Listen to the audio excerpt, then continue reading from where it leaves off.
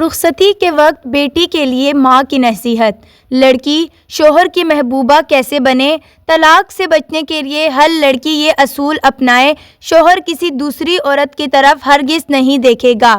کنواری اور شادی شدہ لڑکیوں کے لیے خصوصی بیان: ان سب باتوں کو اپنانے کے بعد آپ ہمیشہ خوش رہیں گی۔ چلیے ویڈیو شروع کرتے ہیں۔ بسم اللہ الرحمن الرحیم۔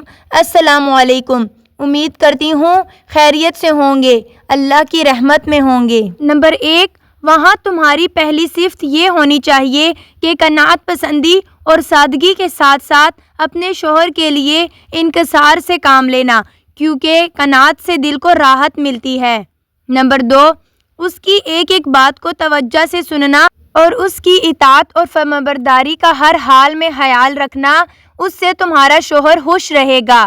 نمبر 3، شوہر کی نگاہ کا بھی خیال رکھنا تاکہ جب وہ تجھے دیکھے تو اس کی طبیعت بدمزہ نہ ہو۔ اپنے شوہر کی مرضی کے خلاف کوئی بات بھی سرزد نہ ہونے دینا۔ نمبر 4، اس کی پسندیدہ خوشبو کا بھی اہتمام رکھنا، تیرے بدن سے اسے کوئی ایسی مہک نہ آنے پائے جو اسے ناپسند اور ناگوار ہو۔ تمہارا خاوند تمہیں صاف ستھری اور خوشبودار حالت میں دیکھے۔ تجھے یہ بھی معلوم ہونا چاہیے کہ خوشبو اگر موجود نہ ہو تو پھر پانی سب سے زیادہ خوشبودار چیز ہے، اس لیے اس سے نہاؤ اور اپنے شوہر کے لیے بناؤ سنگار کرو۔ نیز خوبصورتی پیدا کرنے کے لیے تیرے پاس سرما موجود ہے، یہ بھی بہتر چیز ہے۔ جب وہ غمزدہ ہو جائے تو اس کے سامنے بالکل کسی خوشی اور راحت کا اظہار نہ کرنا، ایسے مواقع پر اس کی دلجوئی ضروری ہے۔ اسی طرح اگر وہ خوش نظر آئے تو اس موقع پر کوئی رنج و غم والی بات ہرگز نہ کرنا کہ اس کی ساری خوشی کافور ہو جائے۔ نمبر 5، شوہر کے سونے اور اٹھنے کے اوقات کا بھی خیال رکھنا، کیونکہ قلت نیند سے شدید غصہ پیدا ہو جاتا ہے۔ نمبر 6، اس کے کھانے پینے کے اوقات اور کھانے پینے میں پسند و ناپسند کو ملحوظ رکھنا بھی تمہارے فرائض میں شامل ہے، کیونکہ دیر بھوک سے قوت برداشت ختم ہونے لگتی ہے، جس کا نتیجہ غصے کی آگ کی صورت میں نکلتا ہے اور یہ آگ بعض اوقات طرفین کو بھسم کر ڈالتی ہے۔ نمبر 7، بیٹی تم پر اپنے شوہر کے مال کی حفاظت فرض ہے، اس لیے اچھی طرح سمجھ لو کہ مال کی بہترین نگہداشت احسن انتظام سے ہی ممکن ہے۔ نمبر 8، تمہیں اپنے شوہر کے اہل و عیال اور ان کے مرتبے کا بھی لحاظ رکھنا ہوگا، ورنہ بصورت دیگر تم طرح طرح کی مصیبتوں میں مبتلا ہو جاؤ گی۔ اس لیے شوہر کے اہل و عیال کی حفاظت تمہیں احسن تدبیر سے کرنا ہوگی۔ نمبر 9، اپنے شوہر کی فرمانبرداری تم پر فرض بھی ہے اور تمہارے لیے ناگزیر بھی، اس لیے پھر اس کا سینہ غصے سے بھڑک اٹھے گا۔ اس کی کبھی بھی حکم عدولی نہ کرنا، اگر تم نے اس کے سامنے حکم عدولی اور بغاوت کا رویہ اختیار کیا تو معاملات الجھ جائیں گے۔ نمبر 10، تمہارے راز تمہارے شوہر کے راز ہیں اور تمہارے شوہر کے راز تمہارے راز ہیں، اس لیے اس کے کسی بھی راز کو کسی فرد پر بالکل ظاہر نہ کرنا۔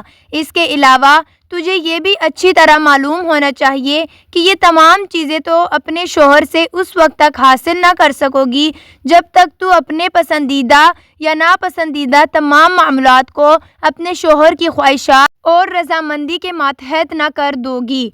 میری دلی دعا ہے کہ اللہ تعالیٰ تمہارے معاملات کو بہتر کرے اور تمہیں اپنی رحمت سے نوازے، آمین۔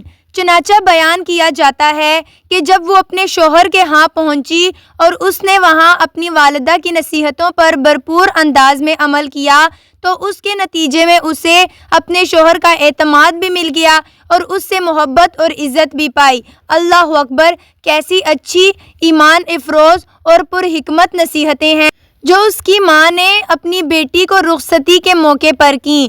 ہمارے معاشرے میں آج کل یہ ایک بیماری بہت زیادہ پھیل رہی ہے کہ جب ایک لڑکی کی شادی ہوتی ہے تو سسرال میں اسے مکمل سہولتیں نہ ملنے کے باعث وہ ان سب کی شکایت اپنے میکے میں کرتی ہے، اور میکا ان کو اچھے مشورے سمجھانے کے بجائے انہیں غلط مشورے دیتا ہے، جس کی وجہ سے ان کی ازدواجی زندگی مزید کھٹن ہو جاتی ہے۔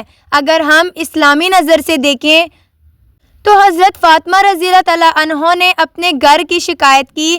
حضرت فاطمہ رضی اللہ تعالیٰ عنہ جو حضرت محمد صلی اللہ علیہ وسلم کی لخت جگر تھی، جب آپ صلی اللہ علیہ وسلم نے ان کی غلط حمایت نہیں کی تو ہم کون ہوتے ہیں؟ تو آپ صلی اللہ علیہ وسلم کی یادگار الفاظ: ایک دفعہ حضرت فاطمہ رضی اللہ تعالیٰ عنہ نے آپ صلی اللہ علیہ وسلم کو فرمایا کہ میں بہت زیادہ کام کرنے کی وجہ سے تھک جاتی ہوں اور چکی پیستے پیستے میرے ہاتھوں میں زخم آ جاتا ہے، آپ میرے لیے ایک باندی کا انتظام کر دیجئے جو گھریلو کام کاج میں میری مدد کر سکے۔ آپ صلی اللہ علیہ وسلم نے فرمایا کہ اے فاطمہ، کیا میں تجھے ایک آزاد اور کام کرنے والی باندی سے زیادہ اچھا مشورہ دوں؟ تو حضرت فاطمہ نے فرمایا کہ جی ہاں۔ تو آپ صلی اللہ علیہ وسلم نے فرمایا کہ روزانہ صبح شام 33 مرتبہ سبحان اللہ، 33 مرتبہ الحمدللہ اور 34 مرتبہ اللہ اکبر پڑھ لیا کرو۔ یہ کلمات ایک آزاد اور کام کرنے والی باندی سے زیادہ کام میں مددگار ثابت ہوں گے۔ حضرت فاطمہ رضی اللہ تعالیٰ عنہ نے آپ صلی اللہ علیہ وسلم کے فیصلے پر حامی بھری اور اس نسخے کو اپنایا اور باقاعدگی کے ساتھ کام کرنے سے پہلے ہمیشہ یہ کلمات پڑھتی تھیں۔ ان کلمات کو تسبیحات فاطمہ بھی کہا جاتا ہے۔ ہمارے معاشرے میں ہر ماں کو چاہیے کہ اپنی بیٹی کو اسی طرح نصیحت کرے تاکہ ان کے گھر میں خوشحالی اور ازدواجی زندگی بہترین بنا سکے۔ امید کرتی ہوں کہ یہ معلومات سے بھرپور ویڈیو پسند آئی ہوگی۔ ہماری حوصلہ افزائی کے لیے ہمارے چینل کو ضرور سبسکرائب کر دیں۔ کمنٹس باکس میں اللہ اکبر ٹائپ کر دیں۔